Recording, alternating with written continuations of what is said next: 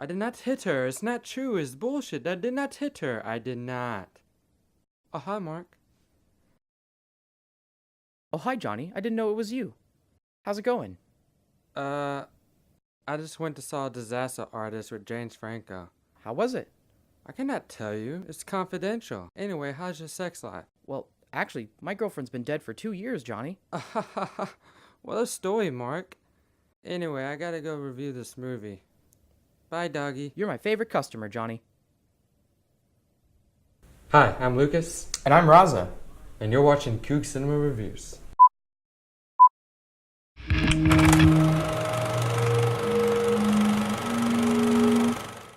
Today we'll be reviewing The Disaster Artist. When Greg Sestero, an aspiring film actor, meets a weird and mysterious Tommy Wiseau in an acting class, they form a unique friendship and travel to Hollywood to make their dreams come true. This film stars James Franco as Tommy, Dave Franco as Greg, and it is also directed by James Franco as well. For those of you who don't know what this movie is truly about, it is based on the behind the scenes of a 2003 movie called The Room, which was directed, produced, written, and starred by Tommy Wiseau. Yep. And why this movie became so famous is because it was dubbed the Citizen Kane of bad movies. And you tell yourself, why would I want to see the Citizen Kane of bad movies? Because it's hilarious. That's why you want to go see the Citizen Kane of bad movies. So just because of that, it got a cult following, and now we get a movie based off a bad movie called The Disaster Artist. So what were your thoughts on the movie? Well, first and foremost, Tommy Wiseau is an absolute genius, and if you haven't seen The Room yet, whether you watch it before or after The Disaster Artist, I would highly recommend getting like 3 or 4 of your best friends, maybe some drinks, and just take a night off and watch it. It is an experience in and of itself. But as for The Disaster Artist, I loved it. I thought it was phenomenal. Yeah. I mean, from start to finish, everything from the acting, the dialogue, the pacing of all of it was just, it was so well made, and you could tell that there was a real genuine sense of like care. Like you could tell that James Franco and Seth Rogen and Dave Franco and all the other people in you know the process of writing and producing and just getting the whole film together, you could tell that everybody who worked on this movie loves the source material with like a passion like nothing else. I feel like they enjoyed making this movie. Oh yeah. And when I went to see it in theaters, I don't remember laughing so hard at something for so much in a long time, because I have a weird sense of humor, and it just had me laughing for like every 10 minutes. Absolutely. I mean, every 10 minutes I was laughing. If you're one of those kinds of people who like haven't really found anything in terms of comedy kind of interesting recently, this will blow you out of your seat. James Franco played Tommy Wiseau more perfect than I could even predict anyone playing Tommy Wiseau. In my opinion, it's probably Dave Franco's best performance. Oh, by far. I mean, this surpasses like Pineapple Express, any of his performances in Spider-Man. In Spider-Man, yeah, I was just about to say the 3. Sam Raimi Spider-Man films. How do you feel about James Franco as a director? So I feel like, okay, here's my take on that.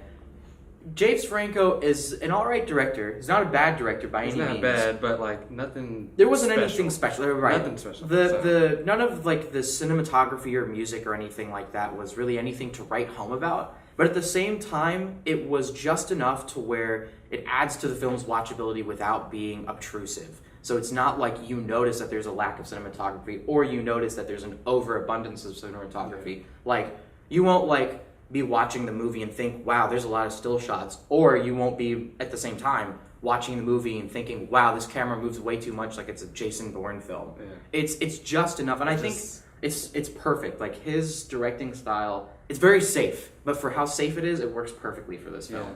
Yeah. It's more focused on the comedy and the acting. Right. It's not focused on like the camera shots or Definitely. anything. It is definitely more of a character-based film. Like, the characters really push this film as opposed to the cinematography and anything. And the acting really, like, it makes up for anything that may even be lacking in terms of directing. Now, what I love about this movie was the sharp attention to detail. Oh my gosh. Yeah. This guy, James Franco, recreated 30 minutes of The Room just for this movie. And you don't really get to see the 30 minutes. Absolutely. I mean, or like all of it, but you see bits and pieces of it, and it's great. For fans of The Room, whether you've only seen it once or twice, or where you're a mega fan like me and have like signed stuff by Tommy Wiseau and have bought the Blu-rays Tommy and all Wiseau that. underwear? Oh man, I wish, dude. I wish I had They don't Tommy sell those Wiseau's anymore. underwear. but- They don't? No, they don't. Darn. In terms of, if you're a fan of The Room, by any means, this is going to be an absolute treat to watch. The attention to detail, especially in terms of like what they shot to recreate the original, is like you will. It's almost like you remember. Were you ever a fan of those Harry Potter movies?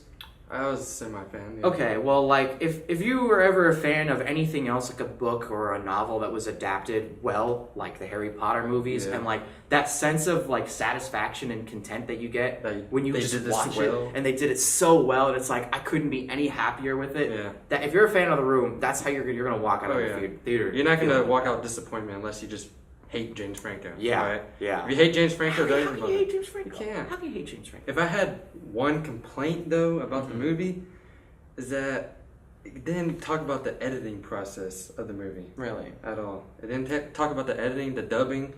You know, oh, hi, Mark, that was dubbed over. It never talked about that. You know? Yeah, and I can understand. Like, completely skipped, like, it was 8 months. Yeah, there was a huge time jump from, like, the last day of production to basically, like, the week that it premiered. Yeah.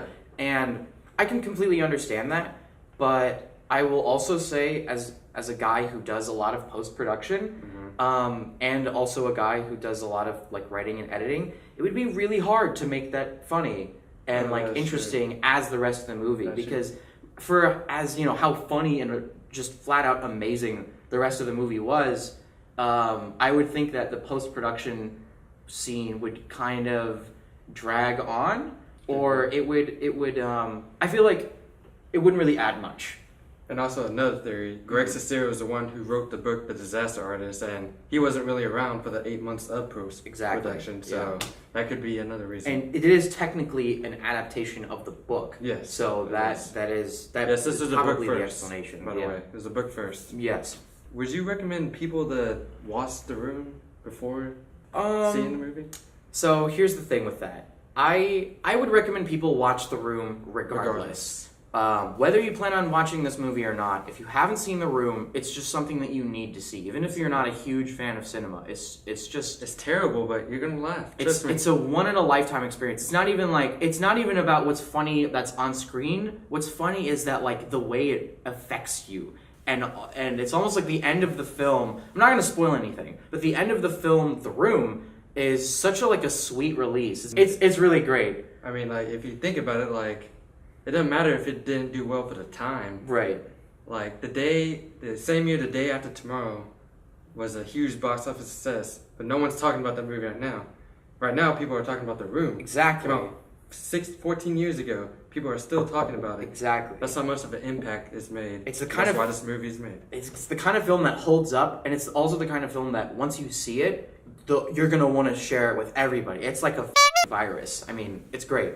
However, this is where I know your opinion and my opinion kind of differ. I would actually recommend, if you are not like, if most of the stuff that you watch is like in the theaters and you aren't like a super avid moviegoer, I would recommend watching The Disaster Artist first.